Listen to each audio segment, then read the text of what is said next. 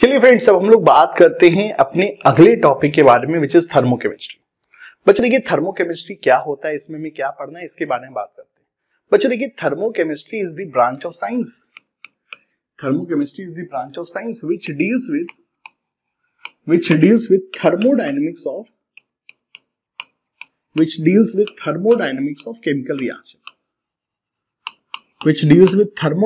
of chemical reaction. So here we used to deal with thermodynamics of chemical reaction.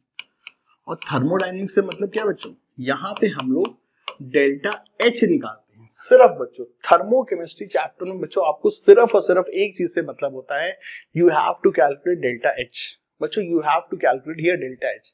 So here we use to calculate delta H for reaction, ठीक है। और किसके लिए delta H? Delta H for chemical reaction. बच्चों यहाँ पे हमको सिर्फ और सिर्फ बच्चों केमिकल रिएक्शन मिलती है। हमें अलग अलग बच्चों टाइप की केमिकल रिएक्शन, बच्चों I am using the word, हमें अलग अलग टाइप की केमिकल रिएक्शन का डेल्टा एच निकालना होता है। अब आप कहेंगे सर अगर डेल्टा एच हमको कैलकुलेट करना है, तो आपने भी थोड़ी देर पहले डेल्टा एच के बारे में बताया था कि कभी भी किसी केमिकल रिएक्शन में डेल्टा एच निकालना है तो आप डेल्टा यू प्लस डेल्टा एनजीआरटी का फॉर्मूला यूज कर सकते हैं। यस माय डियर फ्रेंड, यहां पर हम लोग इस फॉर्मूले को यूज कर सकते हैं। यस बच्चों, इस चैप्टर में ये वाला फॉर्मूला यूज होता है। लेकिन दोस्तों इस चैप्टर में जो सारा का सारा खेल है बच्चों, वो खेल ये होता है कि आपको सवाल में एक रिएक्शन की डेल्टा एच निकालनी है, लेकिन आपको उस रिएक्शन की डेल्टा एच निकालने के लिए ना तो डेल्टा यू दिया जाता है, ना ही बाकी चीजें आपको दी जाती है जिससे आप डेल्टा यू निकाल सके। सो बिना डेल्टा यू के तो ये फॉर्मूला आप लगा नहीं सकते हैं। लेकिन बच्चों थर्मोकेमिस्ट्री में करते क्या है, आपको किसी रिएक्शन का डेल्टा एच निकालना है। ध्यान से सुनना, थर्मोकेमिस्ट्री में आपको बच्चों किसी रिएक्शन का डेल्टा एच निकालना है, लेकिन उस रिएक्शन के डेल्टा एच निकालने के लिए आपको उसका डेल्टा यू नहीं दिया जाता है, बल्कि आपको दूसरी रिएक्शन के डेल्टा एच दे दिए जाते हैं। So here the main thing is you have to calculate delta H for reaction with the help of delta H of other reaction. तो यहां पर बच्चों हमको पहले रिएक्शंस के बीच में एक कोरिलेशन एस्टैब्लिश करना होता है, और वही कोरिलेशन की मदद से हमें किसी रिएक्शन का डेल्टा एच निकालना हो। तो यहां पर हमको कभी भी ये फॉर्मूला लगाने की सिचुएशन सवाल में नहीं दी जाती। इस फॉर्मूले को अप्लाई करने के लिए टूल्स हमको सवाल में नहीं दिए जाते। So what we use to do in thermochemistry, बच्चों हमें थर्मोकेमिस्ट्री में करना क्या होता है? बच्चों थर्मोकेमिस्ट्री में हमको एक रिएक्शन का डेल्टा एच निकालना है। हमको बच्चों एक रिएक्शन का डेल्टा एच निकालना है। Let's say we have a reaction A to B, ठीक है। अब हमको इस रिएक्शन का डेल्टा एच निकालना है, लेकिन सवाल में हमको इसके डेल्टा एच को निकालने के लिए दूसरी रिएक्शन की हेल्प लेनी पड़ती है। हमें क्या करना पड़ता है, इसके डेल्टा एच को निकालने के लिए हमें बच्चों दूसरे रिएक्शन की हेल्प लेनी पड़ती है। अच्छा, दूसरी रिएक्शन क्या? जैसे कि आपको बच्चों कुछ और रिएक्शन दे दी जाएंगी। लेट्स से आपको सवाल में एक दूसरी रिएक्शन दे दी जाएगी A to C, C to D और D to B। सो आपको बच्चों A से B का डेल्टा एच निकालना होगा, और आपको सवाल में दूसरी रिएक्शन के बच्चों डेल्टा एच दिए जाएंगे। तो यहां पर बच्चों एक चीज समझिए, H is a state function. बच्चों इंथैल्पी के लिए जो मैंने आपको सबसे पहली चीज बताई थी इंथैल्पी के वीडियो में, कि enthalpy is the heat change taking place at constant pressure, और दूसरा enthalpy is a state function and it is extensive thermodynamic variable. अब चूंकि बच्चों इंथैल्पी स्टेट फंक्शन है, सो नो मैटर हमको डेल्टा एच ए बी निकालना हो, हमको डेल्टा एच ए से बी निकालना है। अब ये ए से बी का पाथ मैं डायरेक्टली भी ट्रेवल कर सकता हूं, या फिर बच्चों मैं ए से बी का पाथ इनडायरेक्टली भी ट्रेवल कर सकता हूं। कैसे? A to C, C to D and then D to B। बच्चों हमको ये पाथ हो सकता है 3 बार में भी ट्रेवल करने को आ सकता है, A से C, C से D एंड देन D से B, ये भी हो सकता है। अब चूंकि बच्चों इंथैल्पी एक स्टेट फंक्शन है, तो चाहे तो हम एक चेंज को एक बार में कवर करें, या फिर बच्चों हम उस चेंज को 3 बार में कवर करें। टोटल डेल्टा एच बच्चों तीनों केस में सेम ही होगा। सही बात है बच्चों, इंथैल्पी एक स्टेट फंक्शन है, तो चाहे आप A से B तक डायरेक्टली जाए या A से B तक आप घूम के जाए, दोनों केस का बच्चों डेल्टा एच सेम ही होगा, because enthalpy is a state function. यही होता है बच्चों पूरा का पूरा थर्मोकेमिस्ट्री। इस एक एग्जांपल में बच्चों पूरी की पूरी थर्मोकेमिस्ट्री मैंने यहाँ पे बता दी है, ठीक है। सो इन थर्मोकेमिस्ट्री हमें कुछ गिवन रिएक्शन की मदद से एक थर्ड रिएक्शन की डेल्टा एच को कैलकुलेट करना होता है। और इस चीज को कैलकुलेट करने हमें बच्चों यूज करना होता है एक term which is called Hess law. हमें बच्चों यूज करना होता है एक term which is called Hess law. So thermochemistry chapter में हमें एक टर्म यूज करना होता है, हमें एक लॉ यूज करना होता है which is called Hess law. Hess law एक ऐसा लॉ है जिसको अगर आप नहीं भी पढ़ोगे तो भी काम होगा, क्योंकि मैंने आपको बच्चों टर्म्स की बारीक चीजों को बताया है कि कोई फंक्शन अगर स्टेट फंक्शन है तो उसमें बच्चों कैरी आउट होने वाला चेंज पाथ के ऊपर डिपेंड नहीं करता है। सो हेस लॉ बच्चों सीधे सीधे इसी चीज को रीइंस्टेट करता है कि enthalpy is a state function. Hess law क्या कहता है कि enthalpy is a state function. So change in enthalpy, so change in enthalpy for a chemical reaction, so change in enthalpy for a chemical reaction, for a chemical change which is taking place in one step will be equal to change in enthalpy for a chemical change which is taking place in 3 step। ठीक है, अगर कोई chemical change एक बारी में हो रहा है या वही केमिकल चेंज 3 बारी में हो रहा है, दोनों केस का डेल्टा एच सेम ही होगा।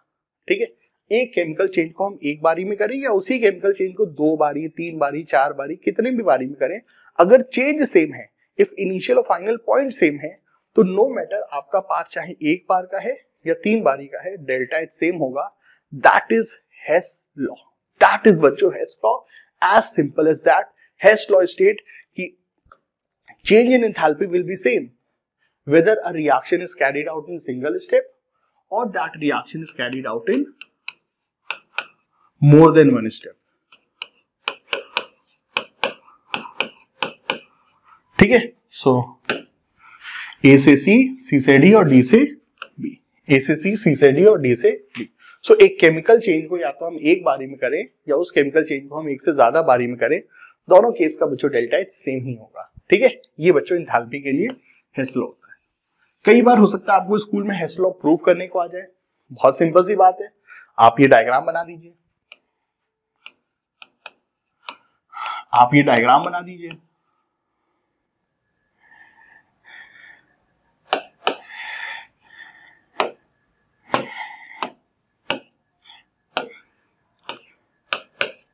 आप ये डायग्राम बना दीजिए और इस डायग्राम में ये करिए कि डेल्टा एच ए बी क्या होगा, H B minus H A, और डेल्टा एच ए सी क्या होगा, एच सी माइनस एच ए,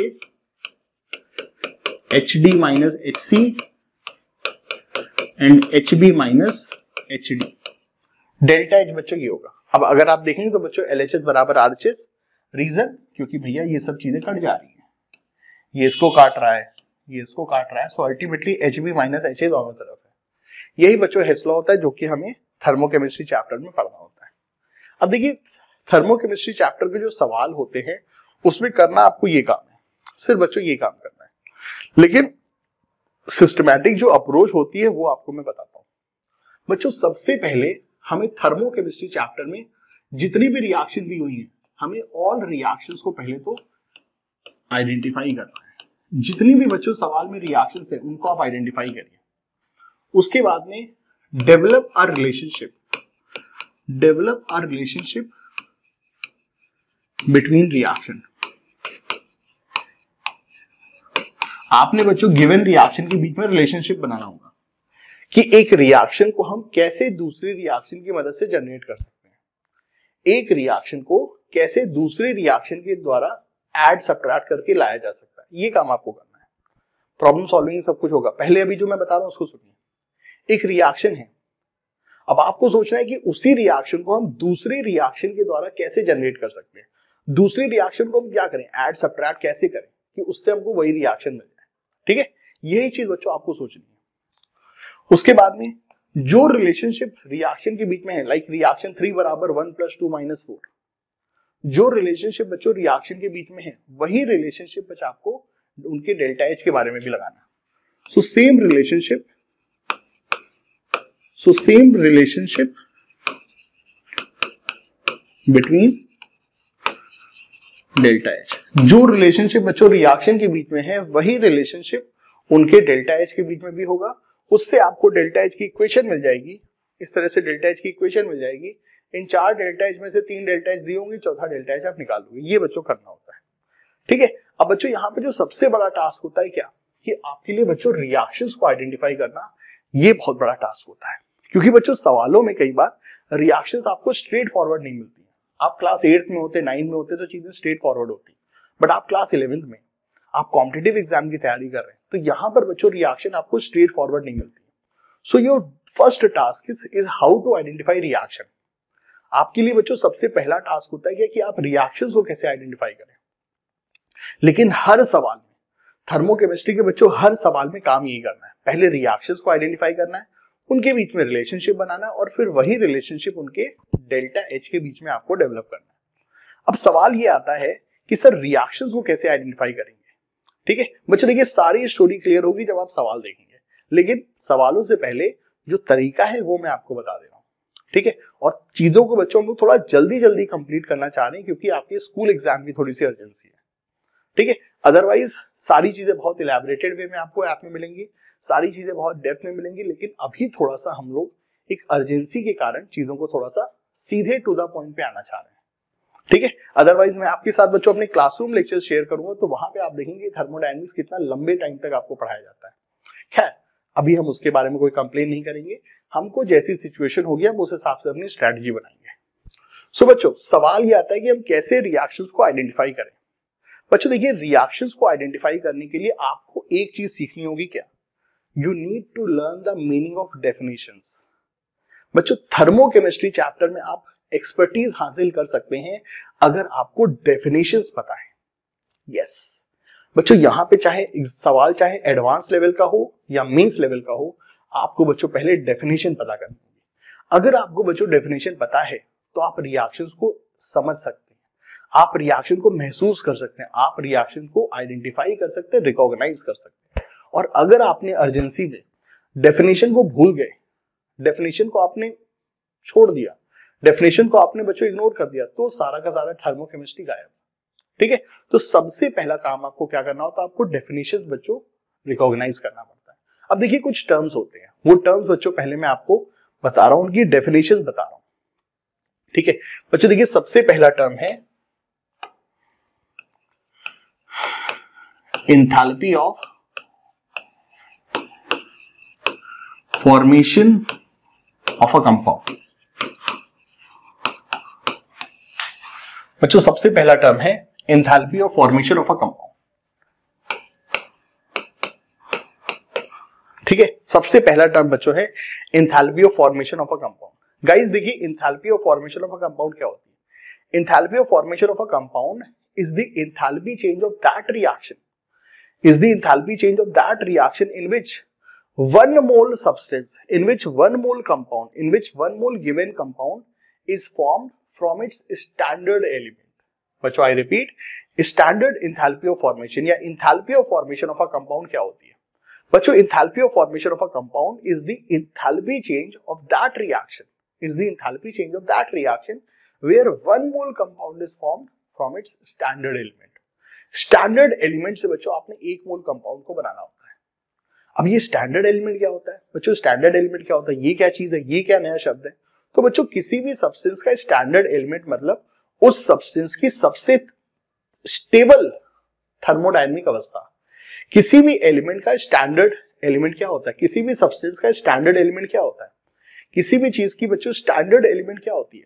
बच्चों स्टैंडर्ड एलिमेंट मतलब उस सब्सटेंस का most stable thermodynamic form under normal condition 25 degree centigrade and 180 m pressure. ठीक है, so what is standard enthalpy of formation of a compound? Standard enthalpy of formation of a compound is the enthalpy change of that reaction where one mole compound is formed from its standard element. ठीक है, अब बच्चों देखिए यहां पर थोड़ा सा पहले स्टैंडर्ड एलिमेंट के बारे में बता देता हूं आपको मैं। अब फ्रेंड देखिए कि मान लीजिए हमको किसी कंपाउंड का स्टैंडर्ड एंथैल्पी ऑफ फॉर्मेशन दिया हुआ है, लेट्स से standard enthalpy of formation of ammonia is something, या फिर standard enthalpy of formation of ethanol is something. तो उसका मतलब क्या होता है? जैसा मैंने बोला कि आपको बच्चों रिएक्शंस दी जाती है, लेकिन वो रिएक्शंस घुमा करके दी जाती है। You have to recognise those reaction, और अगर आपने रिएक्शन को रिकॉग्निशन में कुछ भी गलती कर दी, एक बैलेंसिंग में भी बच्चों एक गलती कर दी, एक मोल की जगह 2 मोल ले लिया, तो बच्चों सारा सवाल खत्म। तो आपको बच्चों बहुत ही क्लियर कट पहले रिएक्शंस आइडेंटिफाई करना है, और रिएक्शंस कैसे आइडेंटिफाई करेंगे? By using standard definition. So बच्चों देखिए इंथैल्पी ऑफ फॉर्मेशन का मतलब क्या होता है बच्चों? Enthalpy of formation of a compound मतलब एक ऐसी रिएक्शन की इंथैल्पी चेंज जिसमें 1 मोल कंपाउंड बनेगा फ्रॉम इट्स स्टैंडर्ड एलिमेंट। अब स्टैंडर्ड एलिमेंट मतलब किसी भी एलिमेंट का सबसे स्टेबल फॉर्म, किसी भी एलिमेंट का सबसे stable form at 1 atm pressure and 25 degree centigrade. अब जैसे कि हाइड्रोजन है, लेकिन हाइड्रोजन एक एटम है, क्या 25 डिग्री पे हाइड्रोजन एटम के फॉर्म में रहता है? नहीं, H2 गैस के फॉर्म में रहता है। सो H2 gas is the standard element of hydrogen. इसी तरह से ऑक्सीजन O2 फॉर्म में रहता है, नाइट्रोजन N2 फॉर्म में रहता है। तो बेटा ये सब है स्टैंडर्ड एलिमेंट। कार्बन में 2 एलोट्रॉप्स होते हैं, डायमंड ग्रेफाइट, होने को तो फुल रिंग भी होता है, लेकिन इन सभी में सबसे स्टेबल, एनर्जी वाइज बच्चों सबसे स्टेबल पाया गया ग्रेफाइट। ये एक्सपेरिमेंटली पाया गया। तो carbon graphite is the standard element of carbon. इसी तरह से Br2 लिक्विड होता है रूम टेम्परेचर पे, तो Br2 लिक्विड।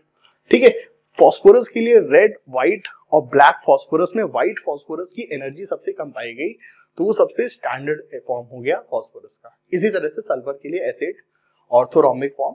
ठीक है, मोनोक्लिनिक और ऑर्थोरोम्बिक में ऑर्थोरोम्बिक ज्यादा एनर्जी वाइज कम और स्टेबल होता है। सो आपको अगर बच्चों किसी भी कंपाउंड का स्टैंडर्ड एंथैल्पी ऑफ फॉर्मेशन दिया जाता है, डेल्टा HF दिया जाता है, तो उसका मतलब क्या होता है? आपको एक रिएक्शन की डेल्टा H दी जा रही है। कौन सी रिएक्शन की डेल्टा H दी जा रही है? जिसमें उस सब्सटेंस का 1 मोल बन रहा है, उस सब्सटेंस का बच्चों 1 मोल बन रहा है, जिसमें बच्चों उस सब्सटेंस का 1 मोल बन रहा है किससे? From their standard element. जैसे C2H5OH में कौन है? कार्बन है, हाइड्रोजन, ऑक्सीजन है। तो कार्बन होना चाहिए ग्रेफाइट वाला, हाइड्रोजन होना चाहिए H2 वाला और ऑक्सीजन होना चाहिए O2 वाला। और इससे आपने 1 मोल बनाने का, तो बच्चों ये जो रिएक्शन है, इस रिएक्शन के डेल्टा H को हम कहते हैं क्या? Delta HF of ethanol. तो डेल्टा HF एथेनॉल को सुनते ही आपको ये रिएक्शन रिकॉग्नाइज करनी है। That's the task of thermochemistry. इसी तरह से आपको लेट्स सी ग्लूकोज का दिया गया है। सो ग्लूकोज इज C6H12O6, तो वहां पर आपको देखते ही ये रिएक्शन रिकॉग्नाइज करनी है। ठीक है, सो दैट इज बच्चों स्टैंडर्ड एंथैल्पी ऑफ फॉर्मेशन। इसी तरह से बच्चों एक टर्म होता है enthalpy of combustion. So what is enthalpy of combustion? बच्चों enthalpy of combustion is the enthalpy change of that reaction where 1 mole compound is burned in excess oxygen so that all the carbon is converted into CO2 gas, hydrogen is converted into H2O liquid, all the carbon is converted into CO2 gas, hydrogen is converted into H2O liquid and sulfur is converted into SO2 gas, phosphorus is converted into P4O10।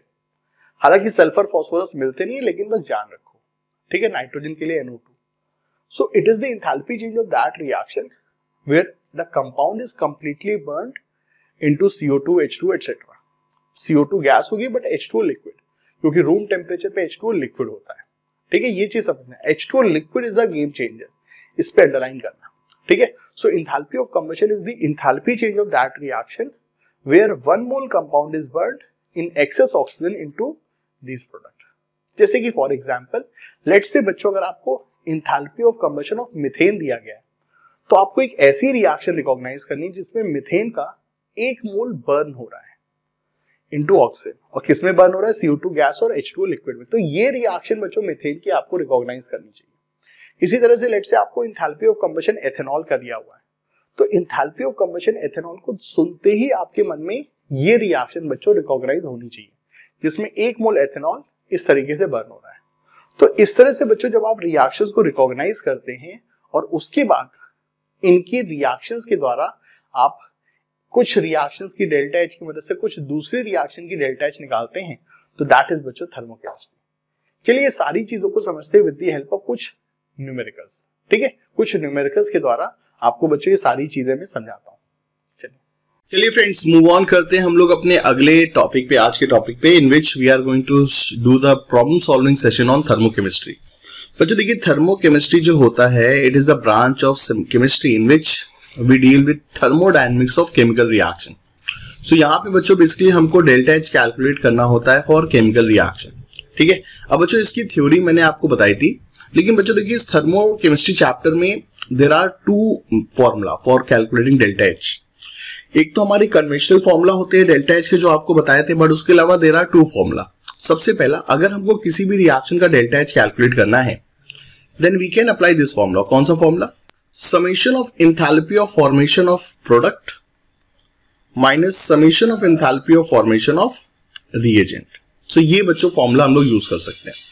अगर balance equation में कुछ number of moles भी हैं तो उनको भी आपने apply करना होगा, मतलब स्टोइकोमेट्रिक कोएफिशिएंट को भी आपने मल्टीप्लाई करना होगा।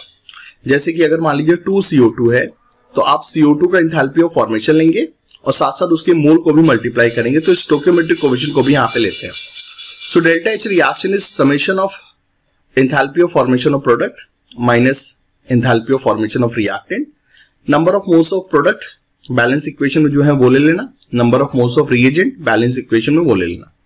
तो ये दोस्तों हमारा पहला फॉर्मूला होता है डेल्टा एच रिएक्शन का। And the other formula which is used in this chapter is delta H reaction बराबर summation of bond energy of all reagents, summation of bond energy of all reagent minus summation of bond energy of product. ठीक है, so bond energy of reagent minus product. यहां पर बच्चों भी ध्यान रखना कि हमको स्टोइकोमेट्रिक कोएफिशिएंट जो अगर है बैलेंस इक्वेशन में तो उसको भी हमने मल्टीप्लाई करना होगा। यहाँ पे प्रोडक्ट का स्टोइकोमेट्रिक, रिएजेंट का स्टोइकोमेट्रिक कोएफिशिएंट और यहाँ पे प्रोडक्ट का। ध्यान रखना यहाँ पे पहले प्रोडक्ट होता है बाद में रिएजेंट, और इस फॉर्मूले में पहले रिएजेंट होता है और बच्चों बाद में प्रोडक्ट होता है। ठीक है, तो यहाँ पे बॉन्ड एनर्जी हमने लेनी है। लेकिन माय डियर फ्रेंड्स, जो सबसे काम की बात है यहाँ पे, जो सबसे ज्यादा बच्चों जो काम की बात है उस पर बात आऊं बच्चों, मेजॉरिटी ऑफ लोग इस फॉर्मूले में गलती कर देते हैं। क्या गलती करते हैं बच्चों? ये फॉर्मूले में एक टर्म्स एंड कंडीशन होती है, ये फॉर्मूला आप हर जगह नहीं लगा सकते हैं। This formula is applicable only and only for gaseous reaction. बच्चों ये फॉर्मूला आप सिर्फ और सिर्फ गैसियस रिएक्शन में लगाएंगे, क्योंकि बॉन्ड एनर्जी गैसियस फेज में ही डिफाइंड होती है। ठीक है, सो अगर रिएक्शन में सारे बंदे A to Z बच्चों, सारे बंदे, सारे रिएजेंट, सारे प्रोडक्ट, सब कुछ गैस में, तो आप ये फॉर्मूला यूज कर सकते हैं प्रोवाइडेड आपको बॉन्ड एनर्जीज दी हो। और अगर नहीं तो ये फॉर्मूला तो बच्चों हमेशा लगेगा, enthalpy of formation of product minus enthalpy of formation of reagent, ये तो आप हमेशा लगा सकते हैं। ठीक है, चलिए बच्चों आते हैं सवालों पे और सवालों के थ्रू सीखते हैं कि कैसे इन फॉर्मूलों को अप्लाई करना है। चलिए फ्रेंड्स, सबसे पहली जो चीज हम लोगों के लिए आ रही है दैट इज बच्चों, उस पर आते हैं हम। सबसे पहली चीज पे चलिए बात है। सो बच्चों सबसे पहला हमको जो सवाल दिया जा रहा है वो ये है, in which of the following reaction delta H R is equal to standard enthalpy of formation. किस रिएक्शन का delta H delta H F के बराबर है। अब बच्चों एंथैल्पी ऑफ फॉर्मेशन क्या होता है? एंथैल्पी ऑफ फॉर्मेशन उस रिएक्शन का एंथैल्पी चेंज होता है जिसमें 1 मोल कंपाउंड बनेगा फ्रॉम इट्स स्टैंडर्ड एलिमेंट। सबसे पहली चीज 1 मोल सब्सटेंस फॉर्म होना चाहिए, और किससे फॉर्म होना चाहिए? स्टैंडर्ड सब्सटेंस से फॉर्म होना चाहिए। चलिए XeF4 की बात हो रही है। चलिए 1 मोल XeF4 बन रहा है, यस, और किससे बन रहा है? Xe और F2 से। यस, Xe ही होता है और F2 ही होता है, तो Xe ज़ेनॉन के लिए Xe लिया है। टेम्परेचर 25 डिग्री और प्रेशर 1 atm पे ज़ेनॉन गैस ही होता है, और सेम चीज happen for fluorine as well.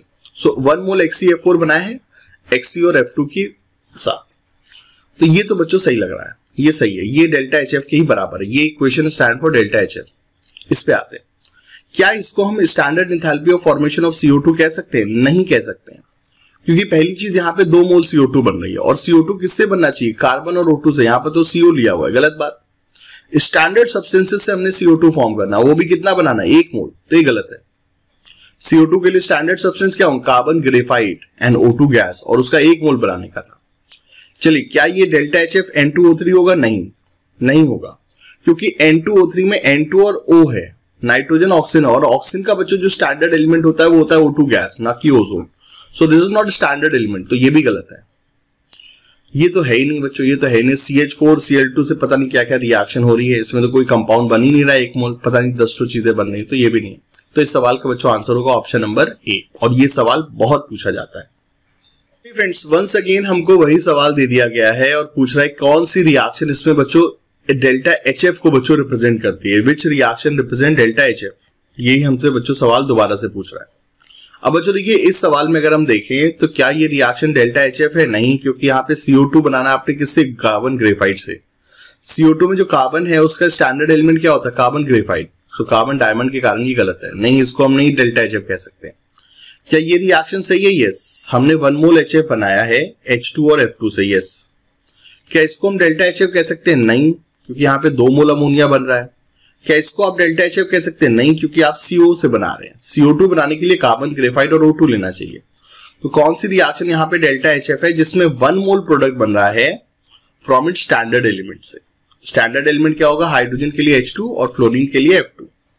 ठीक है, और उसके फिजिकल स्टेट भी ध्यान रखने, गैस। चलिए फ्रेंड्स मूव करते हैं अगले सवाल पे, जिसमें कि हमसे डेल्टा H रिएक्शन पूछ रहा है। ठीक है, सो हमको एक रिएक्शन दी हुई है और हमें इसका डेल्टा H निकालना है, और हमें बच्चों इस सवाल में बॉन्ड एनर्जी दी हुई है। सो बच्चों देखिए, किसी भी रिएक्शन का हम डेल्टा H निकाल सकते हैं by using bond energy. So delta H reaction बराबर summation of bond energy of reagent minus summation of bond energy of product. ठीक है, so bond energy of reagent minus bond energy of product, ये बच्चों हम लोग का एक formula होता है। सो बच्चों हम लोग यहाँ पर ये फॉर्मूला लगाएंगे, bond energy of reagent minus bond energy of product. अब बच्चों देखिए, ये रिएक्शन हमको दी हुई है। अब इस रिएक्शन में पहले तो कैसे हमको फॉर्मूला लगाना ये बताता हूँ। देखो, रिएजेंट में H2 है, Br2 है। अब H2 कितना है? सबसे पहले ये देखना है कि ये फॉर्मूला किस में लगेगा? गैसियस रिएक्शन में लगेगा। क्या ये रिएक्शन गैसियस है? यस। H2 गैस है, Br2 गैस है, HBr गैस है, तो यस, तो ये फॉर्मूला हम लगा सकते हैं बॉन्ड एनर्जी वाला। अब देखो कैसे लगाना है। सबसे पहले H2 है, कितना मोल है H2 का? 1, तो पहले स्टोइकियोमेट्रिक कोएफिशिएंट ले लिया। अब बेटा H2 में कितने बॉन्ड है? HH का एक ही बॉन्ड है, सो HH की बॉन्ड एनर्जी ले ली कितनी? 433 kJ, ये हो गया हमारा। और रिएजेंट में कौन है? Br2 भी है। Br2 कितना है? 1 मोल है। अब Br2 की कितनी बॉन्ड एनर्जी होगी? Br की bond energy 192, so 192 kJ। So bond energy of reagent. अब माइनस क्या करेंगे? Bond energy of product. So हमारे पास प्रोडक्ट में कौन है? HBr है। HBr के बेटा कितने मोल है? 2 मोल है। HBr के दोस्तों हमारे पास 2 मोल HBr है। अब इस HBr के मोल में बेटा हमारे पास H और Br का बॉन्ड है। ठीक है, तो पहले स्टोइकियोमेट्रिक कोएफिशिएंट लिया। अब HBr में कितने बॉन्ड है? एक ही बॉन्ड है H और Br का, और उसकी बॉन्ड एनर्जी कितनी है? 364। सो अब बस बच्चों सीधे सीधे इस चीज को कैलकुलेट कर लेंगे हम। 433 प्लस 192 माइनस twice of 364, so this value comes out to be near about 533, 633, और ये हमारी अराउंड 700 हो जाएगी। तो ये वैल्यू हमारी नेगेटिव में चली जाएगी, समथिंग -103 के आसपास। ठीक है, सो आई होप कि इसका जो आंसर होना चाहिए, सो इसको करेक्टली सॉल्व कर लेते। 5 और 9 3 12 का 1 5 625 माइनस 7, तो यस बच्चों ये वैल्यू हमारी -103 kJ होगी। ठीक है, इस तरह से बच्चों हमने सवाल करना है, ये फॉर्मूला हमने अप्लाई करना था। फ्रेंड्स मूव ऑन करते हैं हम लोग अपने अगले सवाल पे, जिसमें कि हमको बच्चों डेल्टा H रिएक्शन को कैलकुलेट करना है। बच्चों अगर हम लोग इस सवाल में आते हैं तो हमारे पास जो सवाल है कि हमको एक रिएक्शन दी हुई है CH4 plus C2H4 forming C3H8। ठीक है, और हमें इस रिएक्शन बच्चों एंथैल्पी ऑफ फॉर्मेशन दिया हुआ है। हीट ऑफ फॉर्मेशन मतलब एंथैल्पी ऑफ फॉर्मेशन दिया हुआ है। अब हमें इस रिएक्शन का डेल्टा H निकालना है। सो बच्चों इस चैप्टर में डेल्टा H के 2 फॉर्मूले होते हैं। सबसे पहले तो enthalpy of formation of product minus summation of enthalpy of formation of reagent. ठीक है, और एक बॉन्ड एनर्जी का फॉर्मूला जो अभी लगाया था। बच्चों ये फॉर्मूला आप हमेशा लगा सकते हैं, ऑलवेज लगा सकते हैं। अब कैसे इस फॉर्मूले को लगाना है ये बताता हूं मैं। देखिए हमें एंथैल्पी ऑफ फॉर्मेशन दी हुई है, तो लगा देते हैं इस चीज को। सो प्रोडक्ट में कौन है? C3H8 प्रोपेन है। सबसे पहले उसका स्टोइकियोमेट्रिक कोएफिशिएंट 1। अब enthalpy of formation of propane कितना है? -24.8। ठीक है, कोई और प्रोडक्ट में नहीं। अब enthalpy of formation of reagent, reagent में कौन है? मीथेन है 1 मोल, उसका एंथैल्पी ऑफ फॉर्मेशन कितना? -17.9। और कौन है? C2H4 है, इथीन है, उसकी कितने मोल्स है? 1, और उसका एंथैल्पी ऑफ फॉर्मेशन कितना है? 12.5। सो ये बच्चों हम लोग का रहेगा, और इसको जब हम सॉर्ट आउट करेंगे तो जो वैल्यू आएगी सो आएगी। सो दैट्स हाउ बच्चों we have to apply this formula. So +17.9 -12.5 solve करेंगे इस चीज को। ये वैल्यू हमारी अराउंड समवेयर अराउंड 20 के आसपास आएगी, और वही बच्चों हमारा यहाँ पर आंसर हो जाएगा। ठीक है, सो इस तरीके से दोस्तों हमने सवाल को सॉल्व करना था। फ्रेंड्स मूव करते हैं हम लोग अपने अगले सवाल पे, और बच्चों अगला सवाल हमको ये दिया जा रहा है। ठीक है, so the next question is this, calculate the change in enthalpy for this reaction. बच्चों हमें इस रिएक्शन का एंथैल्पी चेंज बताना है। अब बच्चों हमें इस रिएक्शन में एंथैल्पी ऑफ फॉर्मेशन दिए हुए हैं, वेरियस एंथैल्पी ऑफ फॉर्मेशन दिया हुआ है। सो डेल्टा एच रिएक्शन कैसे होगा? डेल्टा एच रिएक्शन बराबर summation of enthalpy of formation of product minus summation of enthalpy of formation of reagent. So summation of enthalpy of formation of product minus reagent. अब बच्चों product का enthalpy of formation क्या होगा? Product में हमारे पास पानी है, O2 है, और रिएजेंट में कौन है? H2O2. चलिए लगाते हैं. So enthalpy of formation of product. So पहले प्रोडक्ट में 2 मोल पानी है, सो पहले उसका स्टोइकियोमेट्रिक कोएफिशिएंट 2.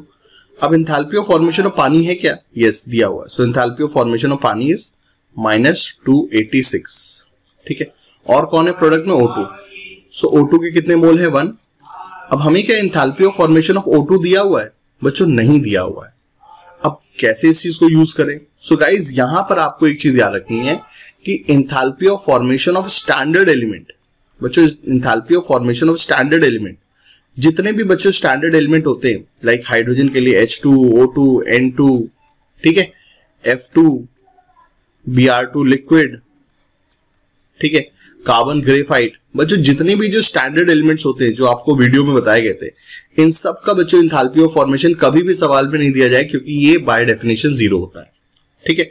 सो जो O2 है बच्चों, जो O2 है उसका एंथैल्पी ऑफ फॉर्मेशन आपको दिया नहीं हुआ है क्योंकि वो 0 होता है.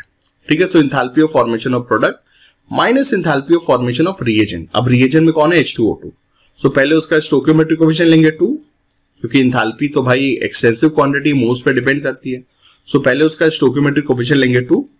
ठीक है. जो रिएजेंट है उसका लिया 2, एंड देन अब उसका हमने एंथैल्पी ऑफ फॉर्मेशन लिया. सो H2O2 का एंथैल्पी ऑफ फॉर्मेशन -188.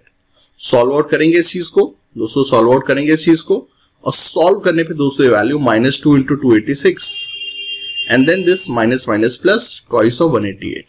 सॉल्व करने पे ये वैल्यू जो आएगी सो आएगी. इस तरह से बच्चों ये सवाल हमारा किया जाएगा. ठीक है. तो ये थी बच्चों हमारी यहाँ पर इस चीज की सारी. चलिए फ्रेंड्स, अब हम लोग कुछ सवाल देखते हैं बेस्ड ऑन हेस लॉ. देखिए दोस्तों, हेस लॉ के सवालों में क्या होता है, हमको कई रिएक्शंस दी जाती है. जैसे कि इस सवाल में भी हमको देखिए कई सारी रिएक्शंस यहाँ पर दी गई है. कई बार सवालों में रिएक्शंस डायरेक्टली लिख देते हैं और कई बार उनको कुछ टर्म के साथ यूज किया जाता है. जैसे कि इन दिस केस आपको इस रिएक्शन की जगह पर ये भी दे सकते थे डेल्टा HF ऑफ CO, ये भी दिया जा सकता था. इस रिएक्शन की जगह पर लिख सकते थे डेल्टा HF ऑफ H2O. ठीक है. इस रिएक्शन की जगह पर लिख सकते थे डेल्टा HC, ये एंथैल्पी ऑफ कंबशन की रिएक्शन है, ऑफ CO. ठीक है. इस रिएक्शन को लिख सकते थे क्या, ये तो यहां पर CH4 होना चाहिए. ठीक है. So that should be CH4. तो इसको हम लोग लिख सकते थे डेल्टा HF ऑफ CH4. सो आपको कई बार बच्चों हेस लॉ के सवालों में रिएक्शन सीधे सीधे दे देते हैं, या फिर दोस्तों आपको रिएक्शंस को इनडायरेक्टली वे में बता देते हैं. ठीक है. तो हमको बच्चों इस सवाल में 4 रिएक्शन की एंथैल्पी दी हुई है और 5वीं रिएक्शन की एंथैल्पी लानी होती है. अब ये एक टिपिकल बच्चों हेस लॉ का सवाल होता है. अब हेस लॉ के सवाल कैसे करते हैं? देखिए, हेस लॉ के सवालों में सबसे पहले स्टेप 1 होता है हमको रिएक्शंस के बीच में रिलेशनशिप निकालना है. रिएक्शन के बीच में हमको रिलेशनशिप निकालना है कि भाई ये जो रिएक्शंस है इनके बीच में क्या रिलेशनशिप है. जैसे कि इक्वेशन 1 बराबर 2 + 3 + 4 इस तरह से होता है ना, तो इस तरह से हमको इन रिएक्शन के बीच में रिलेशनशिप लाना है. सो ये हमारे पास 5 रिएक्शन है, 1 2 3 4 एंड देन 5. अब मुझे इनके बीच में रिलेशनशिप निकालना है. So what I am seeing is that कि यहाँ पर भाई CO है, H2 है, CH4 है, CO2 है एंड H2O लिक्विड है. ठीक है. ये यहाँ पर हम लोग चीजों को देख पा रहे हैं. अब मुझे बच्चों अगर ये इक्वेशन जनरेट करनी हो, so if we want to generate equation number 1, तो इक्वेशन नंबर 1 को 2 3 4 5 से कैसे जनरेट किया जाए, चलिए सोचते हैं इस चीज को. तो देखिए, सबसे पहले तो हमको ये समझना है कि हमको इक्वेशन में CO को कहां पे लाना है दोस्तों. हमें इक्वेशन भाई CO चाहिए कहां पर, हमको चाहिए इक्वेशन में CO लेफ्ट साइड में. अब बच्चों देखिए, CO यहां पर भी है, CO यहां पर भी है, तो इसको अभी हम नहीं सोचेंगे. हमें H2 चाहिए कहां पर, H2 हमको चाहिए लेफ्ट साइड में. H2 यहां पर भी है, यहां पर भी है, नहीं सोचेंगे. CH4 कहां पर है, CH4 बच्चों सिर्फ और सिर्फ इसी इक्वेशन में यूज हो रहा है. तो सबसे पहले हम लोग लेंगे 3 टाइम्स ऑफ इक्वेशन नंबर 5. सो अगर हम बच्चों इक्वेशन नंबर 5 को 3 टाइम्स लेंगे, जैसे कि हमने ये लिया, सो हमने यहाँ पे इक्वेशन नंबर 5 को 3 टाइम्स ले लिया। सो 3 carbon graphite and 6 H2 gas and 3 CH4। ठीक है, ये बच्चों हमारे पास इक्वेशन आ गई। मुझको सब कुछ करते हुए अल्टीमेटली इक्वेशन नंबर 1 को जनरेट करना है। ठीक है, तो इक्वेशन नंबर 1 का मेरे पास दोस्तों CH4 आ गया है, CH4 आ गया है। ठीक है, चलिए बहुत अच्छी बात है, CH4 आ गया मेरे पास। और मुझे अब क्या चाहिए, मुझे H2O भी जनरेट करना है, H2O। अब देखिए H2O सिर्फ और सिर्फ यहीं पर ही है। सो टू जनरेट 2 H2O, और H2O यहाँ पे राइट साइड में भी है। So to generate 2 H2O, I will take twice of equation number 4. Equation number 4 का भी 2 टाइम्स लूंगा। So 2 H2 plus O2 giving 2 H2O liquid। ठीक है, अब देखिए 3 CH4 and 2 H2O ये दोनों हमारे पास हो गए हैं। ठीक है, बहुत अच्छी बात है। अब मुझको CO2 भी चाहिए, CO2, और CO2 मेरे पास यहां पर है। So I will take as it is equation number 3। सो हम लोग बच्चों इक्वेशन नंबर 3 को एज इट इज ले लेंगे, क्योंकि उसमें भाई CO2 अपना है। सो equation number 3 CO plus half O2 forming CO2, CO plus half O2 forming CO2। ठीक है, ये भी दोस्तों हमने यहां पे ले लिया। सो हमारे पास देखिए क्या जनरेट होता जा रहा है, CH4 plus 2 H2O plus CO2, CH4 plus 2 CH4 plus 2 H2O plus CO2। Yes बच्चों, हमारे पास देखिए पूरा का पूरा बच्चों देखिए LHS RHS बच्चों देखिए जनरेट हो गया है। 3 CH4 2 H2O, पूरा का पूरा बच्चों हमारे पास RHS देखिए जनरेट हो गया है। 3 CH4 and then CO2 and then 2 H2O। Great, but क्या हमारे पास LHS पूरा जनरेट हुआ है? We need 4 CO। क्या 4 CO हमारे पास है? नहीं है, अभी तो एक ही CO दिख रहा है। क्या 8 H2 हमारे पास है? अभी तो हमारे पास सिर्फ 6 H2 ही है। सो हमें अभी 3 CO भी जनरेट करना है और हमको 2 H2 भी जनरेट करना है। तो CO और H2 ही दोनों हमको भी और जनरेट करने हैं। ठीक है, कर लेते जनरेट। तो CO और H2 को भी हमने अभी जनरेट करना है। चलिए भाई, इनको भी जनरेट किया जाएगा। सो अभी हमको 3 CO की और रिक्वायरमेंट है, 3 CO की और रिक्वायरमेंट है, और H2 की भी रिक्वायरमेंट है। सो एक काम करते हैं दोस्तों हम लोग ठीक है, हम लोग बच्चों एक काम करते हैं, हम लोग ये इक्वेशन 2 लेते हैं और इस इक्वेशन 2 को अगर हम रिवर्स कर देंगे then we will generate CO। So what I am going to do, I am going to reverse this equation number 2। So equation number 2 को अगर हम रिवर्स कर देंगे मतलब CO carbon graphite plus half O2। अब इसका मुझे 3 टाइम्स अगर मैं कर दूं, क्योंकि मुझे अल्टीमेटली यहां पर 4 CO चाहिए।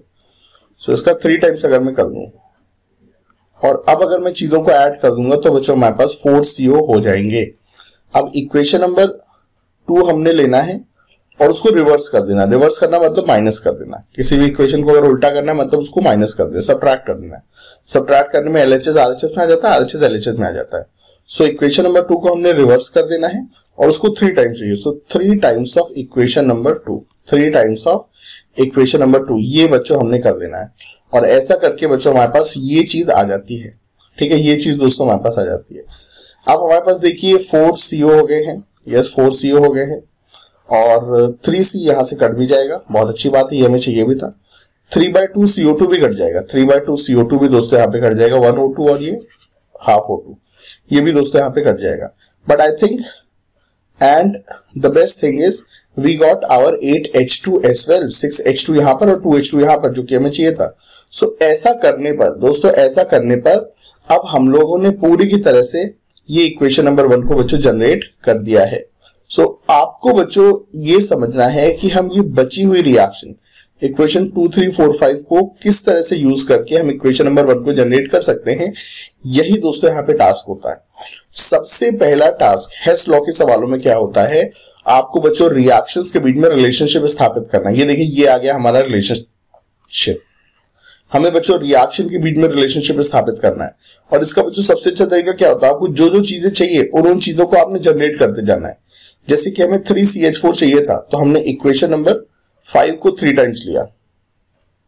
ठीक है, इसके बाद मुझे 2 H2O चाहिए, तो मैंने इक्वेशन नंबर 4 को 2 टाइम्स लिया। इक्वेशन नंबर 4 को मैंने बच्चों 2 टाइम्स लिया। ऐसा करने पे ये आ गया हमारे पास। अब इसके बाद मुझे CO2 भी चाहिए था, तो CO2 के लिए हमने इक्वेशन नंबर 3 को भी एज इट इज ले लिया, इक्वेशन नंबर 3 को भी ले लिया। अब हमको CO अभी थोड़े से कम पड़ रहे थे, हमारे पास अभी सिर्फ एक ही CO था, हमें 3 CO और चाहिए, तो हमने इक्वेशन नंबर 2 को पहले तो रिवर्स किया सो दैट CO LHS में आ जाए और उसको 3 टाइम्स कर दिया, so -3 times of equation number 2 and when we added all the things we got our equation number 1। हम इसको एक बार देख भी सकते हैं। सो इन सबको जब हम ऐड कर देंगे तो C कट गया, O2 कट गया एंड देन ये CO और ये CO मिलकर के 4CO, ठीक है, and this 2H2 and 6H2 मिलकर के 8H2 and 3CH4 2H2O and CO2। और यही तो इक्वेशन की हमें तलाश थी बच्चों, इसी इक्वेशन की तो हमें तलाश थी। अगर आप लोग देखेंगे तो हमको यही इक्वेशन ही चाहिए थी, 4CO 8H2 3CH4 CO2 plus 2H2O, ठीक है, यही दोस्तों इक्वेशन की हमें जरूरत थी। अब बच्चों ये जो हमारी इक्वेशन आई है, ये जो बच्चों हमारे पास इक्वेशन आई है, ये जो हमने रिलेशनशिप बच्चों यहाँ पे स्थापित कर दिया है इक्वेशन के बीच में, अब यही रिलेशनशिप होगा इनके डेल्टा H के बीच में भी।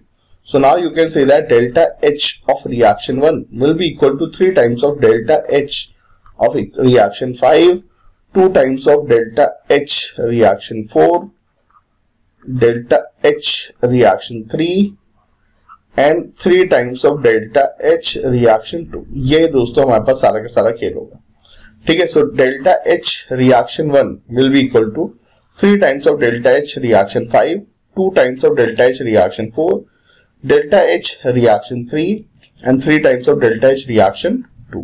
अब बस इन सारी वैल्यूज को आपने न्यूमेरिकली यहाँ पे पुट ऑन कर देना है और इस तरह से आप बच्चों इक्वेशन नंबर 1 का डेल्टा H निकाल लेंगे जो कि आपको निकालना है। चलिए काम करते हैं हम लोग, चलिए इन सारी चीज को न्यूमेरिकली सॉल्व आउट भी करते हैं, ठीक है। न्यूमेरिकली चलिए इन सारी चीजों को हम लोग सॉल्व आउट भी कर देते हैं। थोड़ा सा चलिए यहाँ पर स्पेस जनरेट कर देते हैं।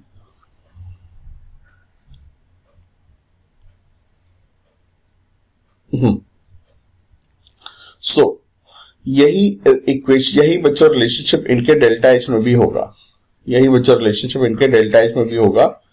चलिए इनके डेल्टा H में रिलेशनशिप क्या होगा, delta H of reaction 1 will be 3 times of delta H 5, 3 times of delta H 5, so 3 into -74.8, ठीक है। 2 times of equation number 4, 2 times of equation number 4, so twice of equation number 4 -285.8, ठीक है। 2 times of equation number 4, equation number 3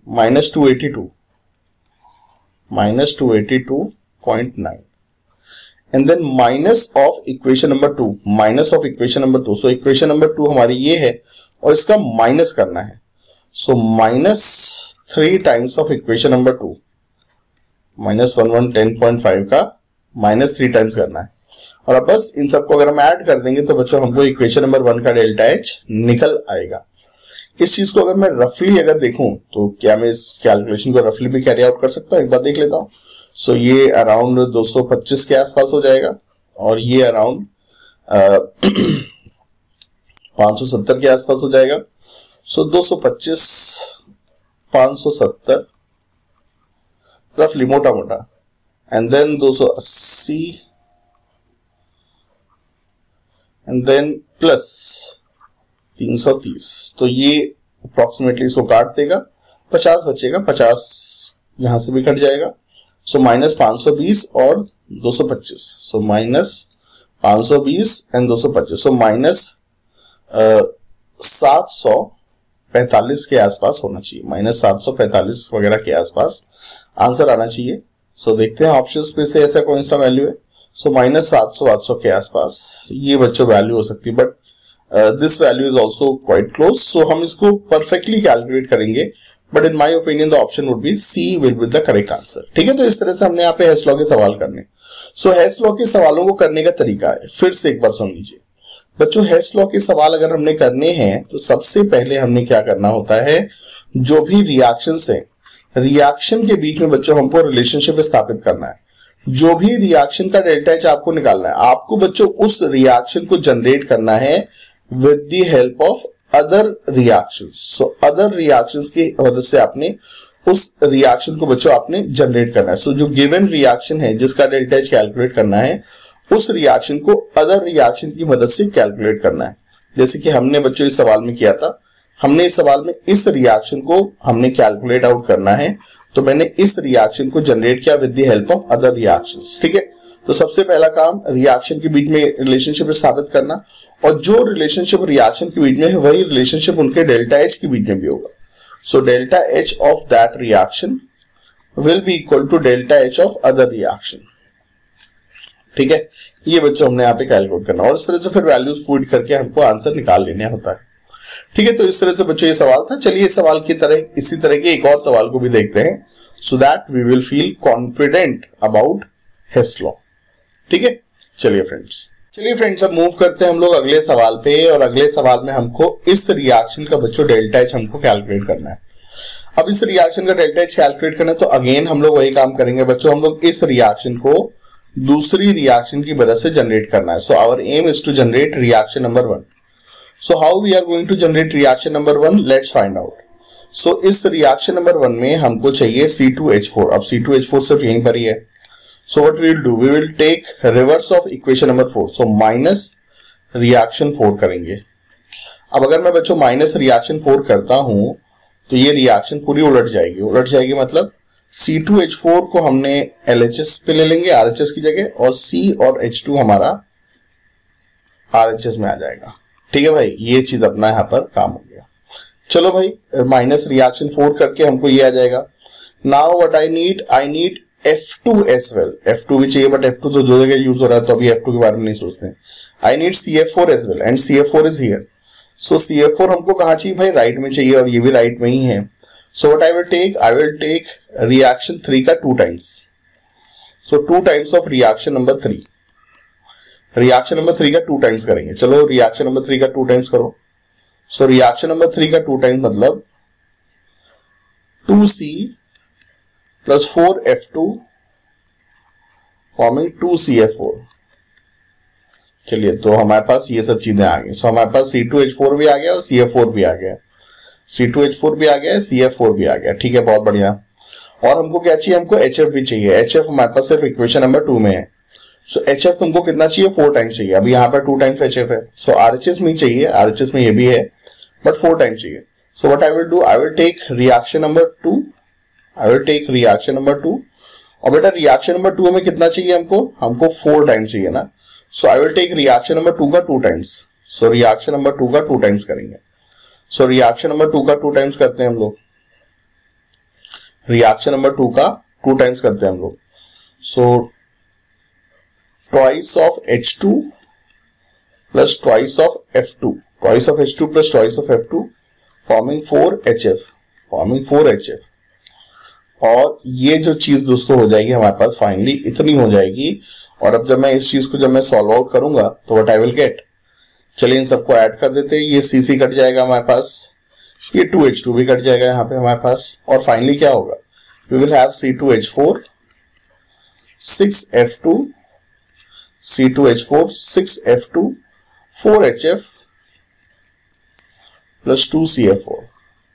ये हमारे पास दोस्तों equation generate होगी। And I hope हमें जो इक्वेशन जनरेट करनी है वो भी यही है। सो C2H4 6F2 4HF and 2CF4 gas. तो ये बच्चों हमारे पास रिएक्शंस के बीच में इक्वेशन जनरेट हो गई है।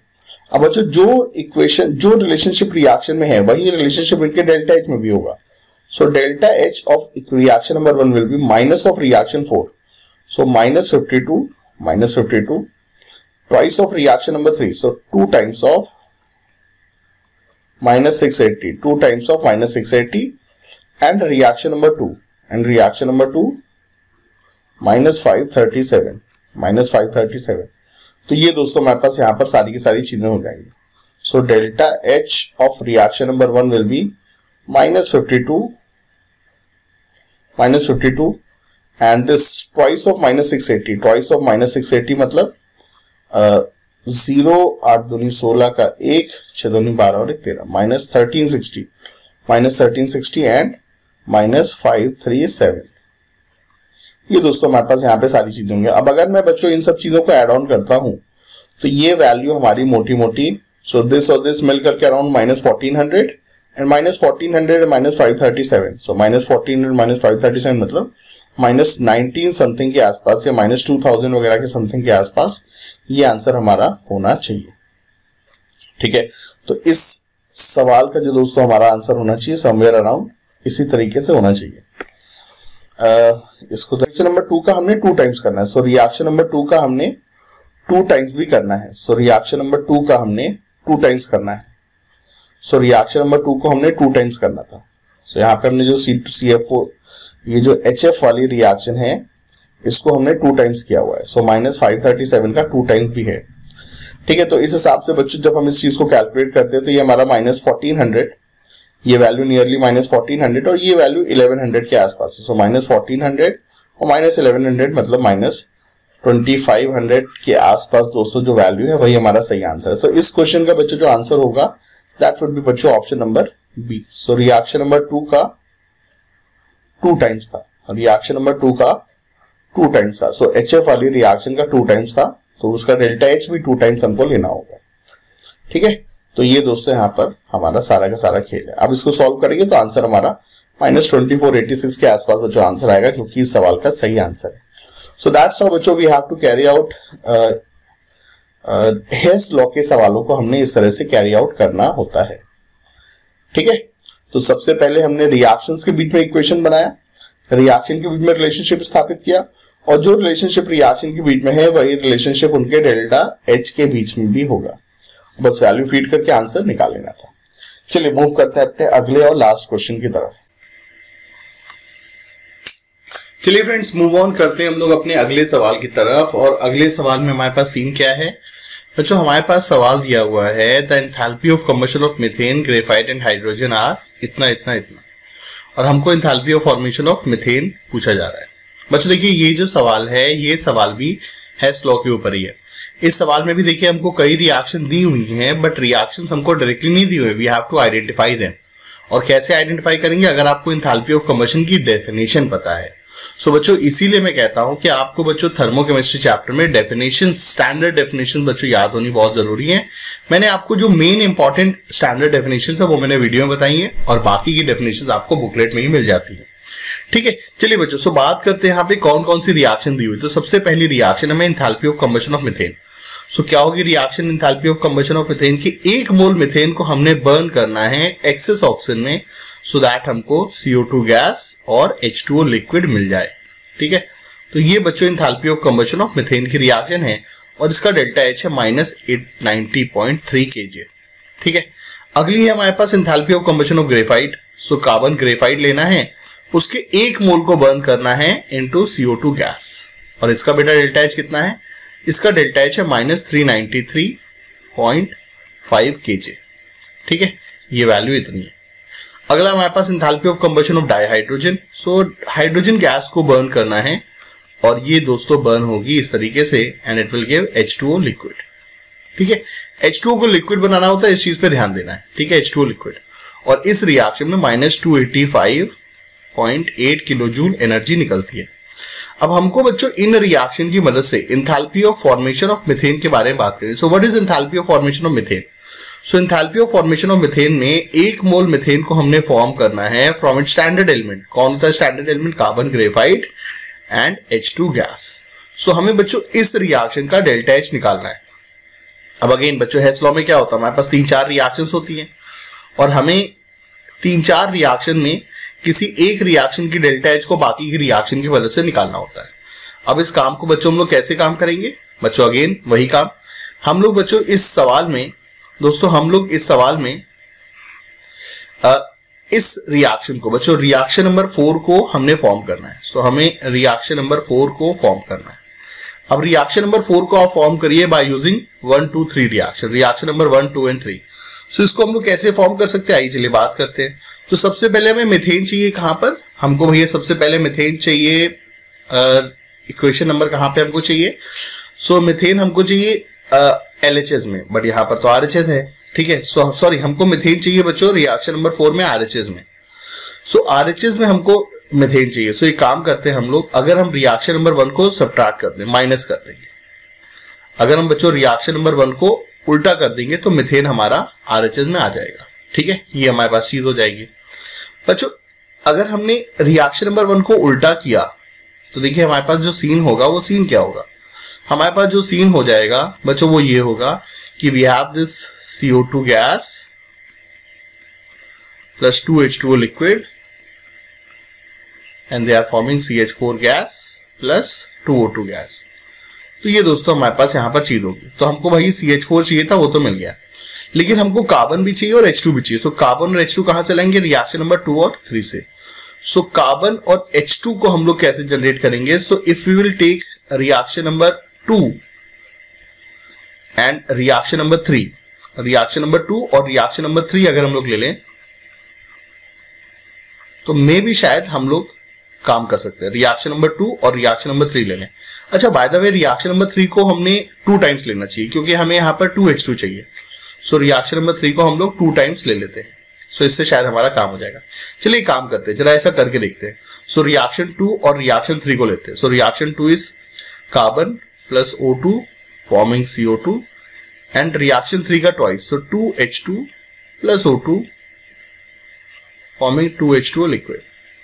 अब ये सब चीजों को बच्चों अगर हम लोग ऐड कर देंगे, अगर हम दोस्तों इन सब चीजों को ऐड कर देंगे, so do we get reaction number 4, क्या हमें enthalpy of formation of methane की रिएक्शन मिलेगी? चलिए एक बार देखते हैं इस चीज को, देखते हैं इस चीज को। सो ये CO2 भी कट जाएगा। So we will have finally what is cut out हो जाएगा, ये CO2 भी cut out. So what we will get carbon plus 2H2 and will give CH4। तो yes we will end up reaction number 4। तो हमने बच्चों reactions में relationship स्थापित कर दिया, हमने बच्चों इन सभी रिएक्शन में रिलेशनशिप निकाल लिया है और यही रिलेशनशिप किसमें होगा, इनके डेल्टा H में। सो delta H of reaction number 4, सो बच्चों delta H of reaction number 4 will be this. Reaction number 1, 2 और 3 में इस तरह से रिलेशनशिप लेना होगा। सो रिएक्शन नंबर 1 का माइनस करेंगे, so it would be plus 890.3 and reaction number 2 ले लेते हैं minus 393.5 and twice of reaction number 3, twice of reaction number 3, so 2 times of reaction number 3 twice of minus 285.8। अब हम इन सारी चीजों को जब हम एड अप करेंगे तो what we will have the value. ये तो भाई सीधे सब्ट्रैक्शन एडिशन है, तो उसके लिए अब मुझे टेंशन लेने की आवश्यकता नहीं। सो सबसे पहला काम, आपने रिएक्शंस के बीच में रिलेशनशिप स्थापित किया और वही रिलेशनशिप उनके डेल्टा H में होगा। लेकिन बच्चों रिएक्शंस को आपने समझना पड़ेगा, क्या रिएक्शंस हैं वो आपको बच्चों तुरंत आना पड़ेगा। एंथैल्पी ऑफ कंबशन में क्या होता है, क्योंकि फिजिकल स्टेट कितने मोल होने चाहिए, इन सब चीजों का ध्यान रखना है। सो एंथैल्पी ऑफ कंबशन मतलब वो रिएक्शन जिसमें 1 मोल सब्सटेंस बर्न होता है into excess oxygen into its corresponding compound. ठीक है, तो ये सब रिएक्शन हमने लिख ली और हमें इस रिएक्शन का, हमें बच्चों इस रिएक्शन का डेल्टा H चाहिए था, हमें भाई इस रिएक्शन का डेल्टा H चाहिए। So enthalpy of formation of CH4 मतलब 1 मोल CH4 बनाना है फ्रॉम इट्स स्टैंडर्ड एलिमेंट। ठीक है, तो ये भैया सारा का सारा खेल होता है। इस तरह से भाई ये सारे के सारे सवाल होते हैं। चलिए एक और सवाल बच्चों मेरा कराने का मन है, उसके बाद चलिए हम लोग इस वीडियो को वाइंड अप कर देते हैं। चलिए फ्रेंड्स मूव करते हैं अगले सवाल पे, और अगला सवाल एक बढ़िया कंसेप्चुअल सवाल है। आपको बच्चों इस सवाल में काफी कुछ सीखने को मिलेगा। बच्चों इस सवाल में हमसे बॉन्ड एनर्जी पूछ रहा है। So what is the average bond energy of PCl bond. ठीक है, सो बॉन्ड एनर्जी पूछ रहा है हमसे। एक फॉर्मूला होता है बच्चों, क्या फॉर्मूला होता है, डेल्टा H रिएक्शन बराबर summation of bond energy of reactant, bond energy of reactant minus bond energy of product. ठीक है, ये बच्चों हमारे पास एक फॉर्मूला होता है। इस थर्मोकेमिस्ट्री चैप्टर में 2 फॉर्मूले यूज होते हैं, एक तो डेल्टा H रिएक्शन बराबर enthalpy of formation of product minus reactant, और दूसरा बॉन्ड एनर्जी का एक formula bond energy of reactant minus bond energy of product. साथ में अगर रिएक्शन में कोई स्टोइकियोमेट्रिक कोएफिशिएंट भी अगर यूज हो रहा है रिएजेंट प्रोडक्ट का, तो उसको भी हमने मल्टीप्लाई करना होता है। अब बच्चों इस फॉर्मूले में एक बहुत बड़ा टर्म्स एंड कंडीशन होता है। आई होप आपको ये चीज पता होनी चाहिए। ये जो फॉर्मूला होता है बच्चों, बॉन्ड एनर्जी का फॉर्मूला होता है, ये सिर्फ और सिर्फ बच्चों गैसियस रिएक्शन में ही आप लगा सकते हैं। This is valid only and only for gaseous reaction. एक ऐसी रिएक्शन बच्चों जिसमें सारे कंपोनेंट अगर गैसियस हैं, तभी आप ये फॉर्मूला उस पर लगा सकते हैं। तो चलिए देखते हैं हम लोग किस तरह से ये फॉर्मूला लगाएं, सो दैट हम एक बॉन्ड एनर्जी को कैलकुलेट कर सके, कौन सी PCl बॉन्ड की। चलिए देखते हैं सवाल बच्चों में डेटा क्या क्या दिया है। सो हमें enthalpy of formation of PCl3 दिया हुआ है। सो व्हाट इज PCl3 का इंथैल्पी ऑफ फॉर्मेशन? हमें P4 P4 हमने लेना होगा व्हाइट फॉस्फोरस जो कि सॉलिड होता है। सो P4 हमने लेना होगा और उसका P4 का 1/4 टाइम्स एंड Cl2 लेना होगा। Cl2 कितना लेना होगा? 3/2 टाइम्स। और इनकी मदद से हमने क्या बनाना है? PCl3 gas. सो ये बच्चों रिएक्शन कौन सी? Enthalpy of formation of PCl3 gas की। सो 1 मोल PCl3 गैस बनाना है from it standard element. Phosphorus के लिए standard element P4 white phosphorus होता है और क्लोरीन के लिए तो Cl2 गैस होता है। ठीक है, ये बच्चों रिएक्शन। सो एक फॉस्फोरस एटम के लिए 1/4 P4 व्हाइट फॉस्फोरस होगा एंड 3 क्लोरीन के एटम मतलब 3/2 Cl2। ये बच्चों इस रिएक्शन का डेल्टा H है -1287। इस रिएक्शन का डेल्टा H है -1287। अच्छा, what else do we have? Enthalpy of formation of P gas भी हमको दिया हुआ है। सो P गैस का भी इंथैल्पी ऑफ फॉर्मेशन है। So what is P gas? So हमें 1 मोल P गैस बनाना है from it standard element. So 1/4 P4 white phosphorus solid state में। इस रिएक्शन का डेल्टा H है कितना? 314.25। अब बच्चों हमको सवाल में ये दो डेटा दिया हुआ है, साथ में बॉन्ड एनर्जी ऑफ Cl2 दिया हुआ है और इसकी मदद से हमको बॉन्ड एनर्जी ऑफ PCl लेना है। तो सर्टेनली चूंकि बॉन्ड एनर्जी दिया हुआ है, बॉन्ड एनर्जी निकालना है तो बॉन्ड एनर्जी का फॉर्मूला लगाना है। बट बेटा बॉन्ड एनर्जी का फॉर्मूला कहां पे लगाएं? सवाल ये है, हमने एक ऐसी रिएक्शन में बॉन्ड एनर्जी का फॉर्मूला लगाना है जो कि गैसियस रिएक्शन हो। क्या अभी हमारे पास कोई भी गैसियस रिएक्शन है? ना तो ये गैसियस है ना ये गैसियस, क्योंकि दोनों में सॉलिड कंपोनेंट यूज हो रहा है। लेकिन अगर हम इन दोनों रिएक्शन को यूज करते हुए गैसियस रिएक्शन बना दें, like this is reaction 1, reaction number 2, and what I do if I subtract reaction 1 minus reaction 2, अगर हम इन दोनों रिएक्शन को सब्ट्रैक्ट कर दें तो बच्चों हमको एक गैसियस रिएक्शन मिल जाएगी। कैसे रिएक्शन मिलेगी समझिए। So reaction number 1 as it is लेनी है। So 1/4 P4 plus 3/2 Cl2 forming PCl3 gas. ठीक है, और हमने रिएक्शन नंबर 2 को सब्ट्रैक्ट करना है। सो रिएक्शन नंबर 2 सब्ट्रैक्ट मतलब इसको उल्टा कर देना है। सो RHS LHS में आ जाएगा और LHS RHS में आ जाएगा। और अब अगर हम देखेंगे बच्चों तो हमारे पास एक गैसियस रिएक्शन बन गई है और हमने बच्चों इस गैसियस रिएक्शन का डेल्टा H भी पता है। जो काम रिएक्शन में किया वही काम इनके डेल्टा H में कर दीजिए। So the delta H of this reaction would be बच्चों this reaction would be -1287 minus 314. So that value would be 4 3 7 4 11 का 1 जो कि इधर गया 2, 8 2 10 का 1 4 और 12 4 16. So this value would be -16 over. So this value would be बच्चों -16 over k cap. So हमारे पास बच्चों इस रिएक्शन की डेल्टा H है और अब हम बस इस रिएक्शन में क्या लगा दे? बॉन्ड एनर्जी का फॉर्मूला लगा दे। चलिए लगा देते हैं। सो delta H of this reaction जो कि गिवन है हमको -16 over kj। इस रिएक्शन का डेल्टा H हम लोग निकाल सकते हैं by using bond energy formula. So bond energy of reactant कौन है भाई? रिएक्टेंट में Cl2 है, उसका स्टोइकियोमेट्रिक कोएफिशिएंट 3/2 और Cl2 में कितना बॉन्ड है? Cl का बॉन्ड है। Cl2 में एक Cl बॉन्ड है और Cl का बॉन्ड एनर्जी का वैल्यू है 239.7। सो 239.7। सो bond energy of reactant plus P gas का भी बॉन्ड एनर्जी, स्टोइकियोमेट्रिक कोएफिशिएंट 1 है। अब बेटा P गैस में क्या कोई बॉन्ड होगा? नहीं, ये तो सिंगल एटम है। बेटा सिंगल एटम में कैसे बॉन्ड होगा? तो यहाँ पे bond energy 0 minus bond energy of product, minus bond energy of product. So पहले इसका कोई स्टोइकियोमेट्रिक कोएफिशिएंट है 1 और PCl3 में बेटा कितने बॉन्ड होंगे? कैन यू आइडेंटिफाई PCl3 में कितने बॉन्ड होंगे? सो PCl3 में 3 PCl बॉन्ड होंगे और एक लोन पेयर होगा। सो 3 PCl bond. So bond energy of 3 PCl bond. So bond energy of 3 PCl bond. So 3 PCl के बॉन्ड है, 3 PCl के बॉन्ड है, इनकी बॉन्ड एनर्जी। अब बस ये हमारे पास एक्सप्रेशन आ गया है और अब हम इस एक्सप्रेशन को बच्चों सॉल्व आउट करेंगे। So when we will solve out this equation, so 239.7 मतलब नियरली 120। ठीक है, इसका हाफ करें। सो 120 का हाफ 120 है, उसका भी 3 टाइम मतलब 360। तो ये वैल्यू वुड बी नियरली 360 होगी। 360 इधर जाएगी तो अराउंड हो जाएगी -1960 के आसपास, -1960 kJ। And this is equal to -3 times of bond energy of PCl bond. अब जब मैं इसको सॉल्व आउट करता हूं तो ये वैल्यू हमारी हो जाएगी 6, 5 and 3। तो 653 के आसपास बच्चों ये वैल्यू हमारी हो जाती है। 653 के आसपास ये वैल्यू हो जाती है। So bond energy of PCL bond would be nearly 653, ठीक है। सो पीसीएल की जो बॉन्ड एनर्जी होगी नियरली 653 के आसपास होगी, 653 केजे के आसपास होगी। इस तरह से सॉल्व आउट करना होता है, ठीक है। आई रिपीट, सब कुछ हमने क्या किया बच्चों, हमको enthalpy of formation of PCl3 दिया था, देखते हमने रिएक्शन गैस की। हमको enthalpy of formation of P gas दिया था, देखते हमने रिएक्शन गैस की। और हमें बॉन्ड एनर्जी कैलकुलेट करनी है, PCl की बॉन्ड एनर्जी निकालनी है। सो बॉन्ड एनर्जी के लिए बॉन्ड एनर्जी का फॉर्मूला लगेगा। अब बेटा बॉन्ड एनर्जी का फॉर्मूला हमने कहाँ लगाना होता है, सिर्फ गैसियस रिएक्शन में लगाना होता है। अपने पास ये दो रिएक्शन है, इनके डेल्टा एच भी हैं, ठीक है। ये दो रिएक्शन और इनके डेल्टा एच भी हैं। अब इन दोनों रिएक्शन की मदद से हमने एक नई रिएक्शन तैयार की जो कि गैसियस रिएक्शन थी। कैसे, reaction 1 minus reaction 2, reaction 1 minus reaction 2 किया तो इसका डेल्टा एच भी आ गया, नियरली 1601 के आसपास इसका डेल्टा एच है। सो हमारे पास एक गैसियस रिएक्शन है, उसका डेल्टा एच है। अब इस गैसियस रिएक्शन पे हम बॉन्ड एनर्जी का फॉर्मूला लगा दें। क्या होता है फॉर्मूला, डेल्टा एच रिएक्शन बराबर bond energy of reactant minus bond energy of product. So reactant में ClCl बॉन्ड है, उसकी बॉन्ड एनर्जी, और प्रोडक्ट में PCl बॉन्ड है तो उसकी bond energy. So 3/2 and 1 ClCl bond.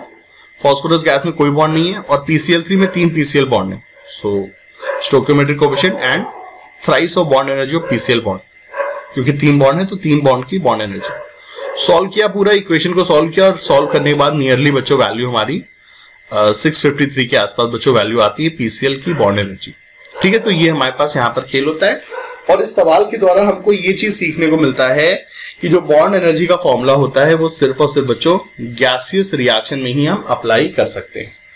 So that's how बच्चों we have to carry out this question, और इसी के साथ हम लोग अपने इस वीडियो को भी करते हैं वाइंड अप, ठीक है बच्चों।